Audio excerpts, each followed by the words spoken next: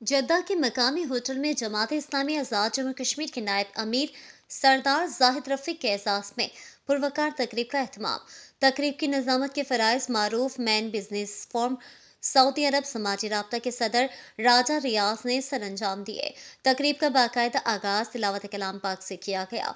मेहमान खुसूसी सरदार जाहिद रफ़ीक खान ने खूबसूरत महफिल के निकात पर मेज़बान और शुरका का शुक्रिया अदा करते हुए कहा कि सऊदी अरब और ओवरसीज़ में बसने वाले सब अहबाब हमारा फ़ख्र हैं। आपकी बदौलत पाकिस्तान और आज़ाद जम्मू कश्मीर की मईशत मुस्तहकिम और मजबूत होती है। आपकी मेहनत और मशक्क़त की बदौलत हमारे घरों के चूल्हे जलते हैं और घरों में खुशहाली आती है। हमारी कोशिश रहेगी कि हम आपके हुकूक का ख़ास ख्याल रखें, आपको ज़्यादा से ज़्यादा सहूलियात लेकर दें। उन्होंने मज़ीद कहा कि मेरी ये भी ख्वाहिश है कि आप अपने वतन में अपने और अपनी नस्ल के लिए बेहतर रोज़गार मौक़े पैदा करें, ताकि आपका साया बच्चों पर कायम रहे। हम सब ने मिलकर तरक्की और खुशहाली के लिए काम करना होगा।